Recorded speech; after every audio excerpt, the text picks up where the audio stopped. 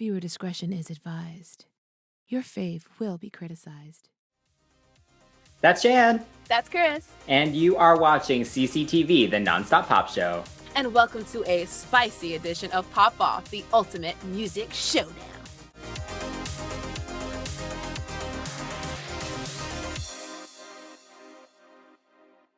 So Pop Off is a segment here on CCTV where we will take some tracks, compare the songs, videos, and performances, and pick our favorites in each category, and then each choose an ultimate winner. This is meant for pure fun. Please don't take it seriously, okay? Today, we are taking a look at the Spice Girls and each of their most successful original solo singles. So, let's get ready to rumble. Round 1. First in the ring is Mel B Player 1. with I Want You Back, featuring Missy Elliott. It was the first Spice Girls solo single released on September 1998, and it was featured on the soundtrack film Why Do Fools Fall in Love? Love that movie. The track hit number 1, and this actually made Missy Elliott the first female rapper to ever hit number 1 in the UK. And it was written by Mel B, Missy Elliott, Gerard Thomas, and Donald Holmes, and also it was produced by Missy Elliott. All right, so Chris, how do you feel about this song? The song is okay. It just doesn't really go anywhere. And the melody is just it's just very kind of one level, you know, it's all kind of a little bland for me. Yeah, I agree. Samesies. The intro and the bridge probably had the most sazon, most sabor, the most flavor in this song because, like you said, melodically speaking, it was just not hitting. And then the lyrics weren't great. Like there was this one lyric that was like, "But I can't say no, and I never say no. I can't say no to you." It was just not smooth to me, and I feel like Missy could have done a little bit more with the production, a little bit more with the arrangement because she's written for others like Nicole Ray, like, you know, that song was really good and it was dynamic. And was it 702? No, Total. She's done music with them. So the fact that she kind of was doing this and she said that she had Mel B in mind, I wonder if the song would have had a little bit more spunk though, had Mel kind of did a little bit of a rap.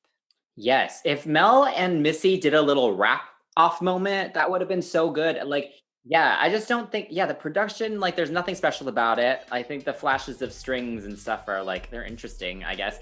But, like, nothing nothing that special. And then, Missy, like, at the end, just doing her break it down now. You know, like, frick it, yeah. Like, the outro lasts forever. Like, there's just nothing happening. Yes. Like, it's like, oh, the song isn't long enough. Like, just stretch it out. You know, like, there's Yeah. It was a fade out. They could have ended it on a button. And it's like, you know, you could totally hear in the production that her and Timbo were complete two peas in a pod. You can hear the iconic style. So the outro is anemic. And the song just felt like a futuristic demo that was just incomplete. Yeah. I also didn't love the way they produced her voice. Because actually I love Mel B's voice. But I feel like this didn't really bring out her tone that well. I'm not sure what it was. She can sound so much better than this. Yeah. Agreed. Next is Geri Halliwell Player 2. with Look at Me. This was Geri's debut solo single and was released in May 1999, and it hit high positions in charts all over the world. This one was written by Geri and the Absolute Team, who's made up of Paul Wilson and Andy Watkins, and they had co-written Spice Girls hits such as Say You'll Be There, Who Do You Think You Are, Stop, and Too Much. So she chose a good team to do her first solo single. So what did you think of this song? Oh, this song is the cup of sass I'd like to wake up and have in the morning, okay? It's brassy and it's sassy, and I love the little Rhodes piano situation for the melody. The song is really slinky in the beginning, and interestingly enough, the percussive instruments really created this picture of like a sleuth film for me. So I really liked that. And the lyrics were just very, here I am, you know, look at me. I'm a drama queen if that's your thing. I'm like, yes, we love it. It's definitely really confident, and you know, she's making her statement with these lyrics. I love it. And the bridge. Mm-hmm. Dramatic as hell. Dramatic. Yes. Absolutely. This song just makes me laugh because I think it's Oh. just so her. Literally, no one else could sing this song and pull it off the way that she is. And I love that because it's so hard for every artist to, find their sound and find something so like the second you hear it, you're Yes. like, oh, that's Geri Halliwell. And she did a really great job with that. I think she's just such a shining example of a person that has the it factor and has that charisma without having the extraordinary vocal talent or dance talent. She just is a fun Right. person and it's just fun to listen to. The Right. vocal delivery is super sassy. Every single word, she's like putting her all into it. It's really punchy. Yeah. Yeah. And and the lyrics, are Mhm. super clever and fun. I really like the production with all the horns and it just all sounds super full. And I mean, the bridge is the best part. Yes, it's so theatrical, and it felt very much like almost like a movie. Like she's like, It's just so silly. Like she doesn't take herself too seriously, which is Yes, great. I agree. Like she knows it's over the top, and that's the whole point of it almost. Yeah. And I think that's exactly why it worked. I mean, like the she was making her statement, like judge a book if you want, but when it's a bestseller, don't come for me. That's it. And she definitely did that. I love the little femme fatale moments in the production, and the lyrics were great. Love the story. The third contestant in the ring is Melanie C. Player 3. with I Turn to You, the Hector radio remix. Released in August 2000, this was Melanie's second UK #1 hit after Never Be the Same Again.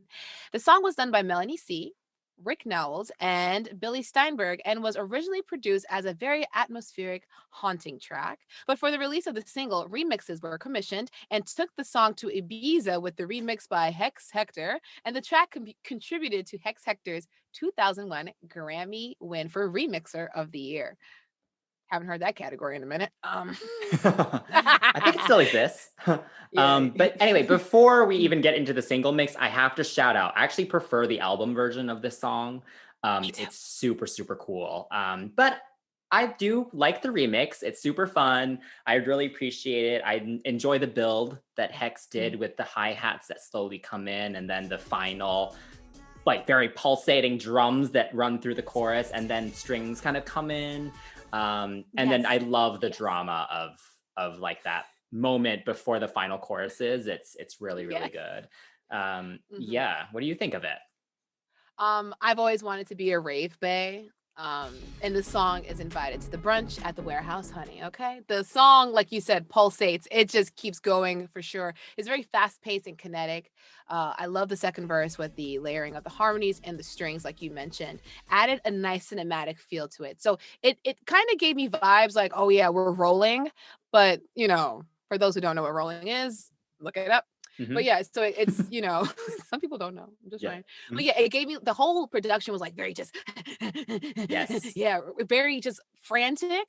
But the strings and other orchestral instruments that were kind of in there, even in the like the little electronic disco situation, gave it a cinematic feel, and it made more sense in the second verse when everything started building a little bit more and there's harmonies in the second verse. And then when the cymbal crashes come in, like the song it gave it some nice depth. It wasn't just like, hey, we're on acid, we're on speed right now. So I appreciate that. Yes, and I think I liked that it was that crazy pulsating beat next to very gentle, sweet delivery in the way she's singing it. Yes. And I think the lyrics are really beautiful in it. Like, I just love the sentiment, I turn to you like a flower leaning toward the sun. Like, I think that's just such a beautiful line. So I kind of like that, and she's singing it very sweetly. So I kind of like that against the dance beat. Like, I think that's interesting for sure. Fourth in the ring is Emma Bunton. Player 4. With What Took You So Long.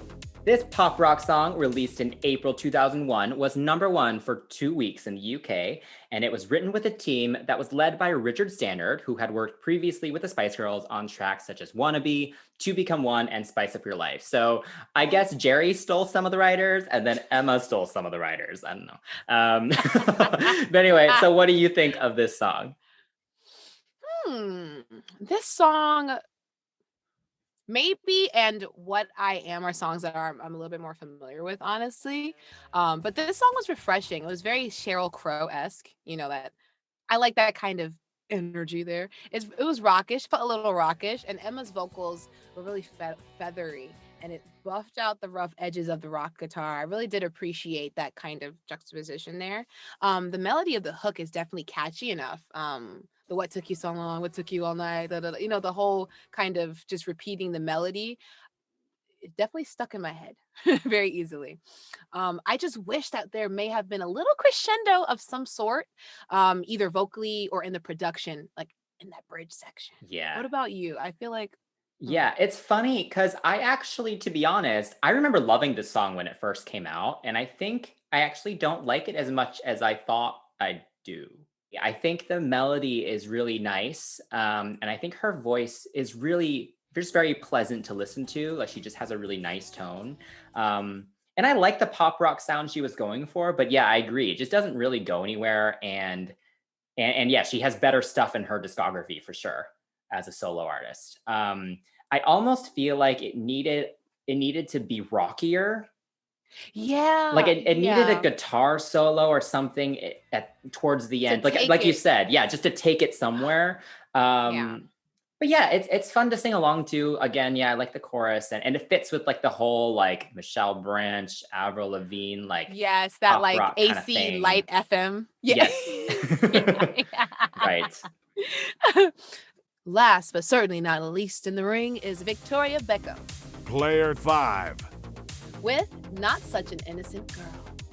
This song was the lead single from the only album Victoria has ever released, and it was released the same week as Kylie Minogue's Can't Get You Out of My Head, so I think that says enough about where it did in the charts. But you know, it's got as Kylie. It's kind of hard to beat that. The song was written by Andrew Frampton and Steve Kipner, an amazing writer and producer who has done tracks such as Olivia Newton-John's Physical, Christina Aguilera's Genie in a Bottle, and Dreams. He Loves You Not. Hmm. My flat karaoke voice there. What what are your thoughts about this track?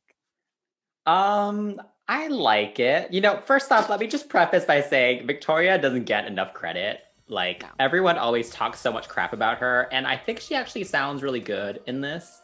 And Mhm. you can tell how much effort she put into it. Right. Anyway, I don't think the song has aged very well. It's very of its time, that early 2000s pop R&B.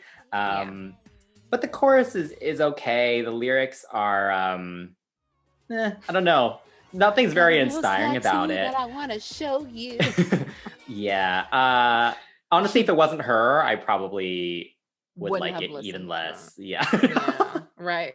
Can I tell you, this song gave me Victoria Lopez, which isn't a bad thing, right? On the Six was a good album.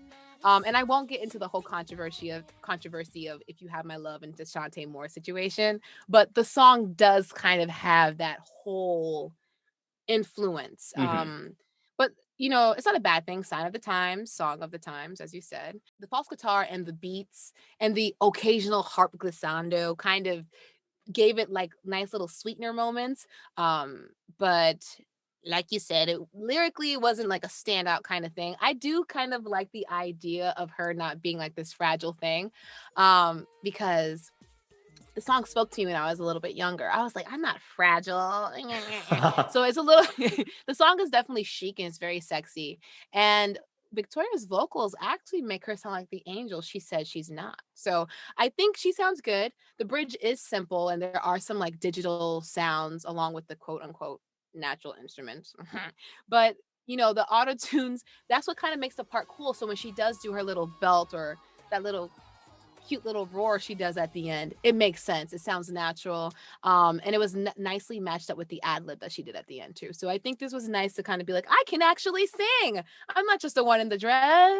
Yeah, I do actually. She uses her head voice a lot in this song, Yeah, which is yeah. very rare. I think she really only Mhm. used it like once in one B-side for the Spice Girls Walk of Life.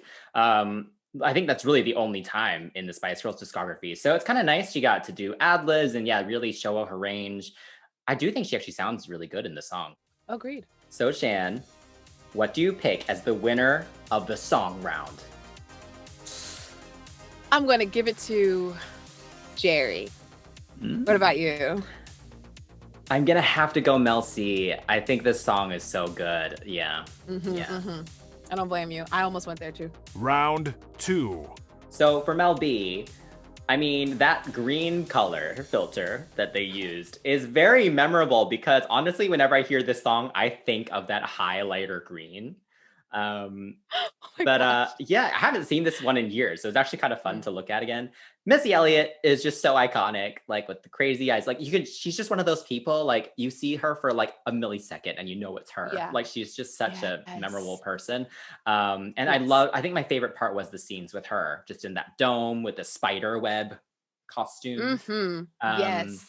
Spandex. Yeah, but other than that, I mean, it's very different from, the Spice Girls video. So it's cool to see Mel B do something a little darker and kind of weird like that. And I like that she had the animal tiger moment, just to play on the scary Spice persona. But yeah, I mean, I think the video is okay. I don't think anything, it's okay. Yeah. Yeah. You know what? I understand what you mean. It was directed by Hype Williams, right? I think so. Yeah, the video was directed by Hype Williams. And I mean, he was the premier director of the 90s, right? Especially with quote unquote urban. I'm going to say urban like that. Right. Urban. Visuals, his vision is so obvious, like you said. And it's very unabashed. You can see the washes of color, the overexposed highlights, the enhanced shadows, and the analogous colors to complement the overall set. Like you have green. What other color is there? Right, you get a little bit of overexposure or something like that. So I appreciate some of that. The Black Widow costumes, like you said, were kind of like I'm calling them Black Widows. I don't know, but the webs, like you said, were very interesting because the song almost like lyrically, it sounds like a push and pull. So the video is definitely her being dominant over this one guy. That's her husband, actually. That was her husband at the time. This one guy. But yeah, so. She looks great. Okay. She looks absolutely great. It's iconic Missy and Hype Williams kind of like vibe for sure. But I have to say the dancers in the Sentai suits, like pre-Black Eyed Peas, boom, boom, pow, boom, boom, boom, whatever the song is called right now. But yeah, I wasn't with it because the sock wasn't going on the face, right? It wasn't fitting. And then the cowgirls at the end. I didn't understand the cowgirl moment at all. I thought that didn't fit. Really? No. Yeah, it's just one of it's one of those things. It just hasn't aged that well, Yeah. So I probably thought it was so cool as a kid. I don't even remember. So Geri's video, the whole Madonna horror complex for that video just came to life. The whole Vixen Saint Witch virgin thing. The imagination that she had for this was definitely apparent. And I really appreciate how the black and white of the video made it look more cool. But the song itself, like you said, is a little cheesy listening back to it now. But it was cheeky and it was bombastic in its own kind of like showgirl way. But the black and white video made it look really classy. And it made the whole video look really chic. I like to think that she was a spy in this video with her different personas. Oh, obviously, I don't interesting. know. I don't know. Obviously, if you guys think so in the comments, please let us know what you think her concept was. If she said something before, I think for me, I thought it was more just like, because it starts with that like word that's just like, oh, reality is not, like you don't know what reality is. So I feel like it was just like, I can pretend I'm all these personas, but you don't know who I really am. Right. Yeah. Which I liked. Yeah. I mean, there are just so many sides to a person, right? And you can decide to show the world what you want. Obviously, I think the highlight of this is the funeral scene. Yes. It is so iconic. Like, I think she knew what people wanted. Everyone wanted a reference to the Spice Girls, and she did it perfectly with that little funeral. And then the only color, the only non-black and white moment in this video is that flag going up to reveal her in the casket. In the hair, yes. She's like in the casket. So yeah, I think the death of Ginger. We talked about it in our past video, the pop history of members leaving groups. Check that out. But yeah, we did talk about that, and I like that after all these personas, like you mentioned, she actually at the end of the video just danced in almost pretty normal clothes. A shrug and a black top and some pants, and looked like how she believes she looked. I'm Geri. There's no ginger. There's no Yeah. spice. There's no. Yeah. I'm me. It's just me being So cool. silly with all these boys on stairs. Yeah. All right. So for Mel C's video, I mean, it definitely matches the idea for the song as it was filmed in Ibiza. And yeah, party scene, the beach, she has an extreme tan.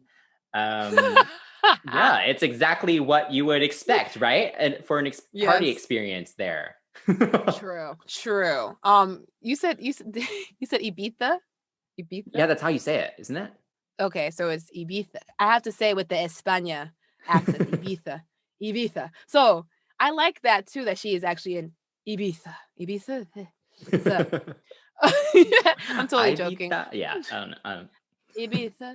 This is the pop episode, guys. Sorry. So anyway, I do like the intro of this where she is on the beach, much like the album cover, right? So I thought that was nice, a little callback to that. The background and the skyline were moving so fast, like that time lapse, and it kind of again gave me that I'm rolling vibes. Yes.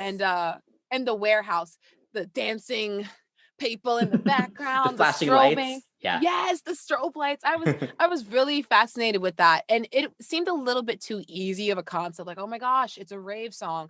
Oh my gosh, we're raving. But then there's that dichotomy of her being at the beach, meditating, swimming, basically cleansing her energy or whatever it is that she needs to do to separate herself from her rave self.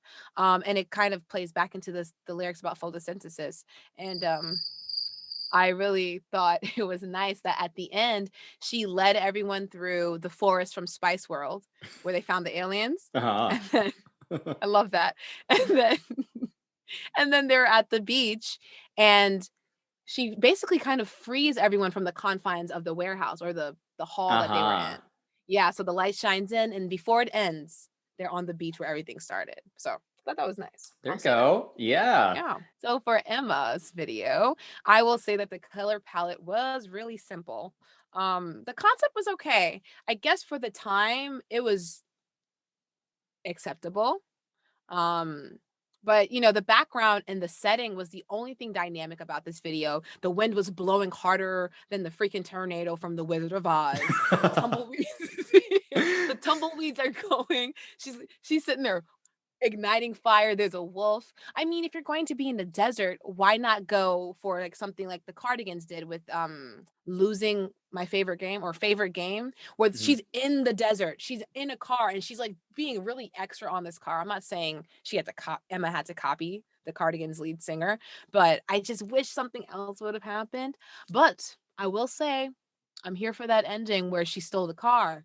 Okay, I'm here for that because it gave me like what would have happened had Nomi Malone not become a showgirl? You know? Yeah.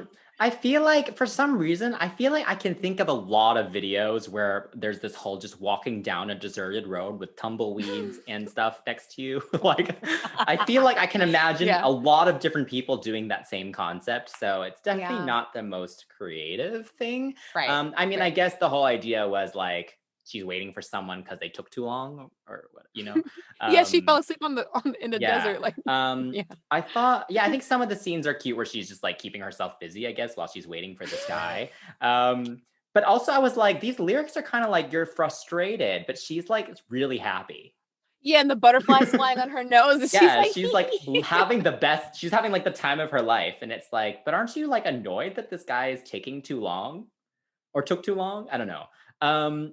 Also, I thought the scenes with the guy were very awkward. No chemistry at all. And that guy, he had no idea what to do. I feel like he's probably used to like pictures, like a model. He's probably just used to like being a model for pictures. Yeah. He didn't know what to do. He was just like, she grabbed him and he's just like, oh yeah, okay. So yeah, agreed. I like that she throws him out at the end because, you know, it makes it a little more silly and fun. But other than that, I really... Not her best video, no. No. So the last video is Victoria. And I thought this was cute. Like the futuristic concept of the two Victorias battling, the good Victoria and the bad Victoria. You know, that was fun. Again, it's just, everything about this song is just so dated. You know, like it's just so of that time. Like this whole like Yeah. bad graphics of this like futuristic battlefield dome. And then the graphics in the whole motorcycle scene are horrific. I mean, that maybe it's just so funny. Like just terrible. Like when the swords come up and they're like jumping through them. Oh man. They're like Yeah. zoom, zoom, zoom, Yeah. zoom. Yeah, no, I know what you Um, You know what? Yeah. She's killing it. She's giving a Yeah. lot of face. I like both looks. You know, it's interesting. Yeah. I don't love her blonde, but I think she pulls it off in this video. Right. And yeah, I enjoyed it. It's entertaining. No, I know what you mean. With the blonde hair, she kind of had like this naked cat going on, like naked, like hairless cat thing going on. Because the look was very bleach blonde, platinum blonde, silver, whatever. But Mhm. she seemed to not have eyebrows, so I wasn't in love with it. I think But also I like the fake tan. You know, Oh it was just like yeah. that. Yeah, that contrast. Yeah. They were trying to make her Victoria Lopez. I told you, Victoria Lopez. Okay, she's trying to be Victoria Lopez. But I remember when I was younger, and I thought that the video was the bee's knees. You know, the two Victorias actually reminded me of this Boa video, Double, where she's dancing, but one's upside down and the other one is right side up, Mhm. and every so often the camera. The orientation would switch. I mean, obviously, the Spice Girl came before the egg in this instance, but I saw Boa first. Uh-huh. But the point is, I was drawn to the video because I saw two women, and I was like, "This is so cool with the PVC and the latex situation." And I the whole video was definitely inspired by the yin and yang. You could see like on the floor there was a whole like motif down Mhm. there. So I like that concept, and it's interesting what people in the early 2000s/90s thought 2020 would look like. Um, We're not there yet. We're not there yet. you know, it's interesting what they thought it would look like. You know, they thought we'd be on motorcycles flying, and and I Hopefully did like soon. that. Oh, that'd be great. Come on now. Yeah. Yes, I hope so. But yeah, I think it's interesting how the motorcycle cat girl and I guess the android, whatever she was, came together and formed this one Mhm. Victoria Beckham, Yeah. like the shoulders. Yeah. I have to give it to her. The choreography, while the actual choreography is not great, she's killing it. Uh-huh. And I like that the two Yes. sides have different choreography. Right. And that does take a lot of brain power. So kudos for sure. All right. So, Chris, who wins this round for you? Geri wins this round for me. How about you? So, I'm going to go with Victoria. My innocent girl wins this one. Final round. All right, so to make this round as fair as possible, we decided to choose performances all from the same British television show, Top of the Pops, which was a chart show where artists would go on to perform their latest hits. So yeah, let's go. So Mel B's performance, I feel like it was trying to be iconic with the whole red, leathery, not oops, I did it again situation. Uh-huh. The dancers had like these little fringe masks on and the cowboy hat, so I could appreciate it, but I have to be interesting. I have to be honest when I say that the performance was not interesting. Right. She looks great. That woman is hot as hell. I'm not ever going to take that from her. She's hot Oh, yeah. as hell. Unfortunately, her spiciness did not quite translate on the stage for me. What about you? Yeah, I completely agree with you. It's not the most dynamic performance. I think just because the song doesn't really go anywhere, that just reflects on the Right. performance, you know. But I agree, her star quality didn't really shine in this one. The choreography was just very lackluster. Yeah. Yeah, there was just, Yeah. and she didn't really seem fully into it either. I don't know. There was just something missing for this one. Yeah. Agreed. All right. So the next performance, though, was Geri.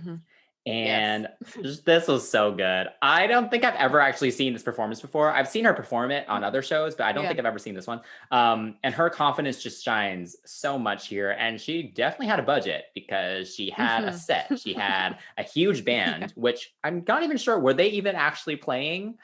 Not sure. Yeah. And then play sinking. right. Then she had a staircase. She had a Yes. couch. She had a bunch of dancers and a wind machine. And so Right. they really went all out for this one. But yeah, it was just so Broadway and very camp and just everything I would Yes. want from Geri. Yeah, I agree. She definitely had the full production. The only thing that was lacking, and you will come to find, was the sparkle. I love me some sparkle. I understand that she wants to be Geri as who she is. Right. I just don't think that she needed to wear that shrug, that pink shrug and black top again that she wore in the video. Maybe something else a little bit more Geri, but just more stage ready. That point choreography, the eye, look at me. Oh goodness. My point is, and you can keep that on the record. But yeah, no, my point is though, she was into it and I was into it because of that. She looks great. She sounded great. No, she didn't. Wasn't singing. No, I know. I realized as soon as I said there it. are other performances where she sung it live, actually. Yeah. But but but my only complaint is that she wasn't as dressed as her dancers. Like one had like this vest on with the strap back and these furry arms. Like it was just furry gauntlets. Like I was like, you can't be more dressed than the singer, baby. You can't be more dressed than the singer. That's my only complaint. But aside from that, had she not looked like it was a sound check, I thought it was good. I thought it was good otherwise. Yeah, super, super fun and silly and really matched the song. Yeah. Yes. So for Melanie C, I have to give it up to her. Not even to her. I got to give it up to the lead guitarist with her. That girl was singing live too. She said, "I'm going to sing these harmonies with you, sis." La, la, la, la, la. So I was here for it. She was definitely singing. And I thought it was really cool to kind of, because when I watched Top of the Pops, I don't think, oh yeah, they're about to kill it with the vocals and the background singer about to do something. That's not a bad thing, but it's just something I wasn't expecting. So I definitely appreciate it, especially for this song. I thought it was pretty cool, and Mel C's energy was like off the charts. She was flailing. Yes. Yeah. She's like, but then her vocals steady. So I'll give it to her because she was kicking. She is definitely sporty as hell. So I definitely appreciate that. Yes, she sounds great. And the song is just so fun live. And yeah, I agree. Like actually the song's very hard to sing. It's a lot of extended notes. And so she's always just she's gotten better with age, really, as a vocalist. I think it's interesting though. Like I feel like she had this whole kind of casual rock chick kind of thing going. But then of course the song is like, couldn't be further from that. So it's funny because if you watch that in silence, like if you watched it on mute, you would not picture I Turn to You being the song that she's singing. You know what I mean? Yes. Yeah. Right, so I just think that's interesting. I also, the band, the actual band was not playing live, especially because there are barely any real instruments in this remix. So I just think it's funny that when these people hire this fake band to just play along to the track, like, so interesting that that happens a lot on these shows and still does. But yeah, she just sounds so good. I've been lucky to experience her perform this up close when she was in New York a few years ago. And this song is just so great. And she was giving it her all for sure. So moving on to Emma, also, again, live vocals and that fake live band. She's so cute. She's not the most dynamic performer. She seemed a little nervous. I guess it was her like first solo hit. But it's not the most interesting performance, but I love her and she just seems like such a nice person and I want to support her. So I still enjoyed it. Right. The whole I'm going to stand here and look good thing. She looks great. I have to be honest and say that this was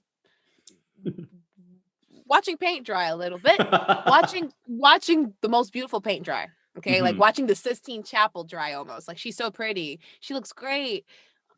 But it just does not give her a chance to show how dynamic she can be. Like she never took the mic from the stand, you know? Yeah. Um That's what I thought too. I was so like, at least interact a little bit, you know? yeah, yeah. And the producers kept like, go to camera 2, with the guitars. You can tell, and it was just like shots of her leg. She's bopping her leg. And it kills me because she looks great. She looks great, but she's not doing anything. So Yeah, this wasn't the best showcase of Emma. You know, we've seen, no. you mentioned Maybe earlier. She kills Hmm. that performance whenever she did that one. I think with a lot of these British shows, like they used to Hmm. lip sync most of them because they didn't even have like real sound systems at most of these. So this was Mm, actually one of the only shows where you could sing live. So part of me wants to attribute it to that, where she's like just like focusing on the vocals. right. Um, but Hmm. yeah, not great. Okay, so Victoria is our lady in white for this performance, and it was just the whole white pantsuit with the dancers wearing like the little slit skirt. I did enjoy that. The dancing, probably out of everyone, was the best. Mhm. Does that mean that the choreography was iconic? I won't say that. I won't say that. But what I will say is that she actually brought the spice and the Victoria and combined it into one. She had the move, she had the confidence. Out of everyone, I think she had the best confidence. She was smiling at the camera. You could tell that all of her actions were genuine and not just like this was choreographed 6, 7, 8. So I really did appreciate that. What Yeah. about you? I mean, first, she just looks so happy in this performance. You know, we're so Yeah. used to Victoria just, no, never smiling. But she Right. smiles a lot in this, and she just looks like she's having the best time, which I Hmm. think helps. I agree. The choreo is okay. You know, it is very Hmm. dynamic. She has to go on the floor a lot. Like there's a lot of Yes. going down and then going up and then back down. Yes. And then like there's a whole actual floor moment, you know, at the end. And I was like, I was Hmm. impressed by that because normally artists tend to avoid that. Usually just the True. dancers do it, you know. And also Yes. I noticed Victoria just does the absolute most with her hands the whole time. Like even when Yeah, she's that's just grabbing her hips, like she makes it super dramatic. Yeah, that was just something I've never really thought about until I watched this. But yeah, no, I enjoyed it. Again, like I think Mhm. she's really is just giving it her all.